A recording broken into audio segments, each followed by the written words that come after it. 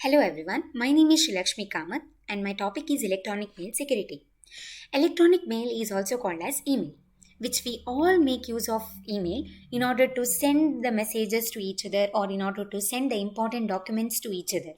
The problem with the email is that it is not so secure. Attackers can easily get the sensitive information which is getting shared through email. So we concentrate more on providing the security to the email. Email can be made more secure by using the authentication and confidentiality services. And the two schemes that are widely used for the electronic mail security is Pretty Good Privacy and the other one is S-MIME. Pretty Good Privacy is also called as PGP. I will be discussing about the Pretty Good Privacy. Pretty Good Privacy, in short it is called as PGP. PGP is invented by Phil Zimmermann.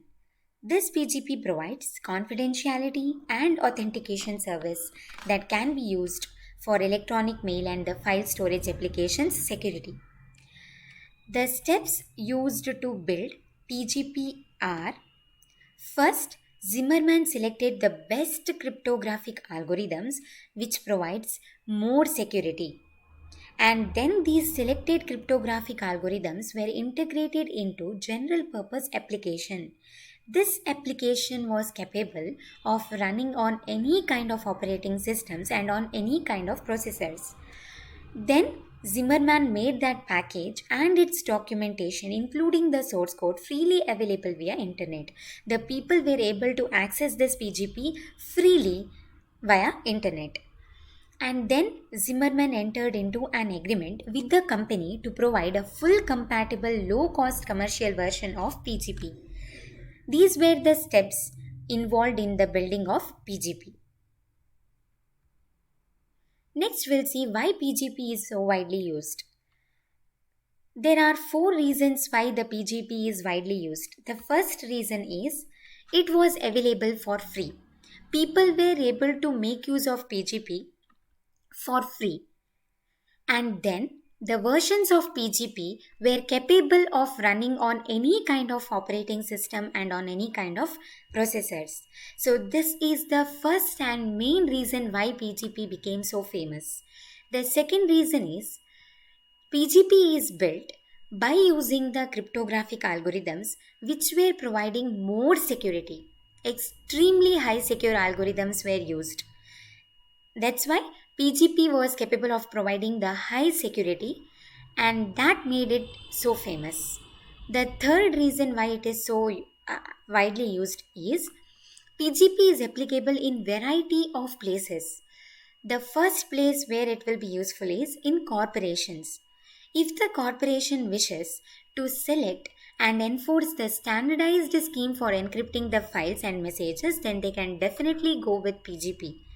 And then PGP can also be used by individuals who wish to communicate securely with others worldwide over the internet and the other network. So not only these two, PGP can also be used in many other places. That's why, since it is applicable in variety of places, that's why the PGP became so famous. And then the last reason why the PGP became so famous was it was not developed by nor it is controlled by any governmental or standard organizations. Next, services provided by PGP. PGP provides the three main services and they are authentication, confidentiality and compression. Let's see it one by one. Authentication. The below figure illustrates the digital signature service provided by PGP. Authentication means if we have two users, user A and user B. If the user A wishes to send the message to user B, then only user A can encrypt the message. Nobody else can encrypt the message. And the reason for this is we'll see now. This is the plain YUM. YUM is nothing but the plain text generated by the source A.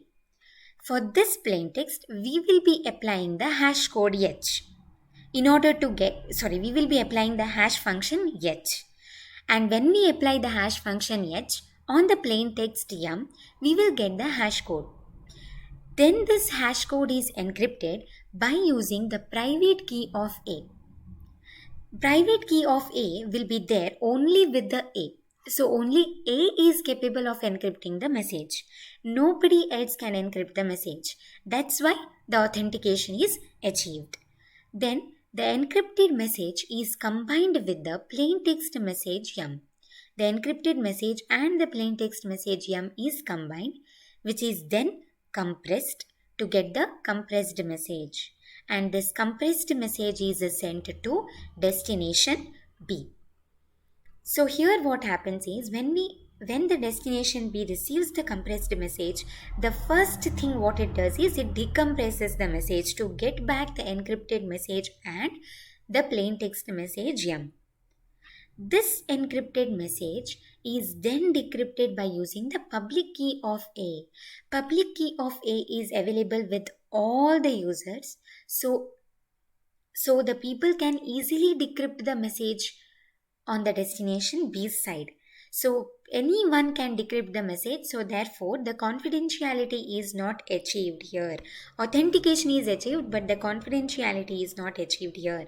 So when we apply the decryption algorithm by using the public key of A, we will get back the hash code. We will get back the hash code sent by the user A. So we'll keep that as it is, and the plain text message YAM what we had received, we will apply the hash function for that message YAM in order to get the hash code. So the hash code which we received from the user and the hash code of the original plain text message YAM is then compared. If both are same, it means the message is not corrupted. If both are not same, then it indicates that the message is corrupted. So this is about the authentication. Now let's see about the confidentiality. So in confidentiality what happens is the plain text message YAM generated by the user A is compressed first. Compression takes place first, and then this compressed message is encrypted by using the secret key KS. One more thing which I forgot to tell is in authentication, we use public key encryption. That means for encryption and for decryption we make use of different keys, but the related ones. But in confidentiality we make use of normal encryption. Normal encryption means both encryption and decryption takes place by using the same key called as secret key. So the compressed message, the plain text message YAM is compressed first, and then the compressed message is encrypted by using the secret key. This secret key has to be sent to the destination B for the decryption purpose. This key has to be sent to the destination B for the decryption purpose. So the key cannot be sent directly, because if I send the key directly, then the attackers will get to know the key and they can easily decrypt the message. In order to avoid this, we encrypt this key by using the public key of B. The encryption of the secret key takes place with the help of public key of B. Then the encrypted key and the encrypted message is combined, and the combined message is sent to the destination B. So when the destination B receives the encrypted key and the encrypted message, the encrypted key will be decrypted by using the private key of B. So decryption of the key happens first, because we want to extract the secret key for decrypting the message. So decryption of the key happens first. Then by using the secret key KS, we will be decrypting the encrypted message, and then the decrypted message is decompressed in order to get back the original message. Here, if you all can notice, the decryption of the secret key happens with the private key of B. Private key of B is there only with the B. So only B can decrypt the secret key. Nobody else can decrypt the secret key. Hence, the decryption of the message can happen only with the help of private key of B, which will be available only with the B, so no one else can decrypt the message. Only B can read the message. In this way, the confidentiality is achieved. So now what happens is we want both authentication as well as confidentiality. So we combine the features of authentication and confidentiality as in the below way. So what we do is actually the message plain text message generated by the user A will be first applied to the hash function in order to generate the hash code. Then it will be encrypted by using the private key of A. Since the private key of A is available only with the A, only A can encrypt the message. In this way, the authentication is achieved here. Then this encrypted message is combined with the plain text message yum. Then this combined message is then compressed by using the Z. This compressed message is again encrypted by using the secret key KS. Secret key KS, and this we are doing this because to achieve the confidentiality. So by using the KS, we encrypt the message again. Then this KS has to be sent to the user B in order to decrypt the message. As I already told you, the secret key cannot be sent directly, so it also should be encrypted. It also should get encrypted by using the public key of B. This encrypted key, the encrypted secret key KS and the encrypted message is then combined and sent to the destination B. So destination B, when it receives the encrypted secret key and the encrypted message, it first decrypts the secret key by using the private key of B. Private key of B is available only with the B. So decryption of the key can be done only by the B. Nobody else can do the decryption. So the message can be read only by B. No one else can read the message. In this way, confidentiality is achieved.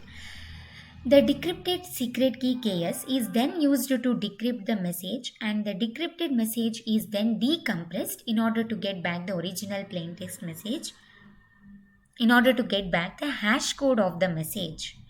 So, and the plain text message yum. The hash code of the message is then decrypted by using the public key of A, and in then the hash code of the two messages are compared. If it is same, then it means that it's not corrupted. If it is not same, then it means that it is corrupted. In this way, both authentication and confidentiality can be achieved. Next service provided by the PGP is compression. PGP compresses the message after applying the signature but before the encryption. This has the benefit of saving space both for email transmission and for file storage. It means that why do we use the compression? We use compression in order to save the space, right? That's what is said here. The message encryption is applied after compression to strengthen the cryptographic security because the compressed message has less redundancy than the original plain text. Cryptanalysis for this kind of compressed messages becomes more difficult. Thank you.